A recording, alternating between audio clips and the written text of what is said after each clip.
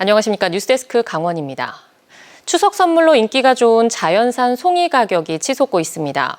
지난해보다 평균 가격이 2배가량 올랐는데 정작 농민들은 울상입니다. 어찌된 일인지 이준호 기자가 취재했습니다. 추석 대목을 맞은 양양시장. 특산품 판매장 곳곳이 손님들로 북적입니다. 그런데 손님들은 자연산 송이 가격을 듣고 깜짝 놀라기 일쑤입니다.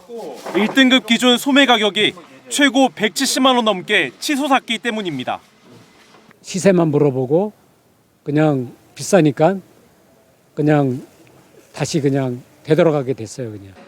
자연산 송이 가격이 연일 고공행진이지만 정작 농민들은 울상입니다. 곰판장에서 만난 한 농민은 일찍 산에 올랐는데 손에 쥔 송이는 고작 8개뿐이라고 말합니다. 산에 저희가 4만 평인데 이게 인건비는 둘째 쳐놓고 너무 힘들게 다니는데 안 딸 수도 없고. 또 다른 농민도 사정은 마찬가지입니다. 만 비싼 뭐는 없는데 없어요. 1등짜리라도 한 뿌리를 가져와야지 값이 올라가면 비싸게 받는다 이런데요. 농민들은 예년 같은 추석 특수를 기대하기 힘들다고 말합니다.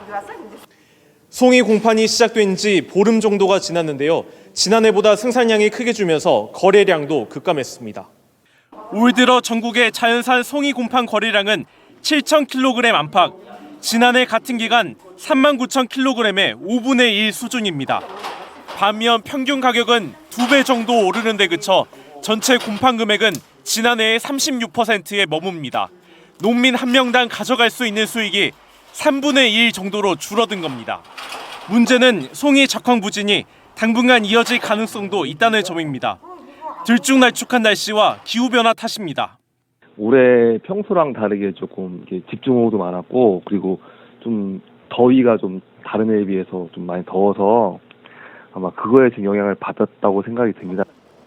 추석 대목을 앞두고 송이 가격이 천정부지로 치솟고 있지만 농민들의 시름은 깊어지고 있습니다. MBC 뉴스 이준호입니다. 해양수산부가 추석 명절을 앞두고 정부 비축수산물 5,000톤가량을 공급했지만 성수품 가격은 여전히 비싼 실정입니다. 해수부는 지난달 말부터 한 달 동안 소비자 체감물가 안정을 위해 260억 원을 들여 6개 주요 수산물을 공급하고 있으며 정부 지원 30% 할인에 유통업체 자체 할인까지 포함하면 최대 60% 할인된 가격으로 수산물을 구매할 수 있다고 밝혔습니다. 하지만 원양산 등이 원활하게 공급되고 있는 명태 가격은 지난해에 비해 높고 고등어와 조기 가격도 조업 부진으로 지난해보다 5에서 7% 높은 상황입니다. 추석 명절을 맞아 온 가족이 즐길 수 있는 다양한 행사가 펼쳐집니다. 강릉 우주컨 시립박물관은 오는 28일부터 10월 1일까지 윷놀이와 투호, 고리 던지기, 제기차기 등 다양한 즐길거리를 제공합니다.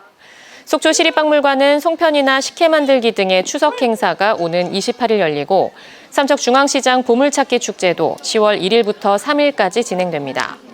정선에서는 28일 임계시장에서 가요제를, 29일 화안면 주민자치회관에서 힐링 콘서트를 엽니다.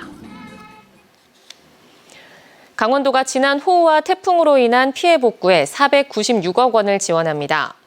강원도에 따르면 도내에서는 지난 여름 호우로 58억 원의 재산 피해가, 지난 8월 태풍 카눈의 영향으로 159억 원의 재산 피해가 집계됐습니다.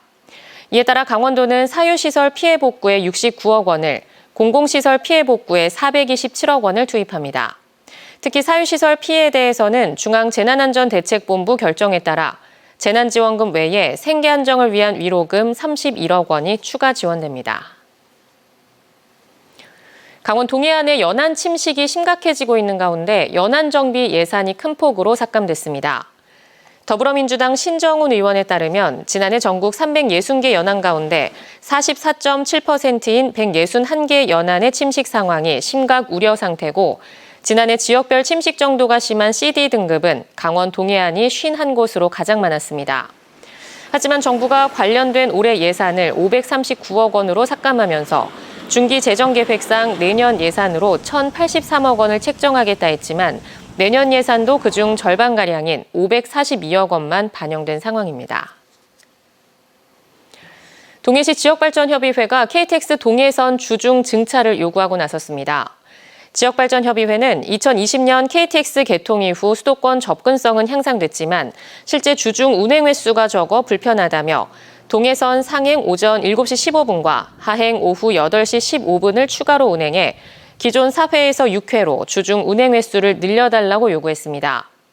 협의회는 KTX 동해선 주중 증차는 관광지 방문객 증가에 대응하고 강원 남부권과 경북권 지역민의 교통 편익 증진 차원에서도 의미가 있다고 설명했습니다.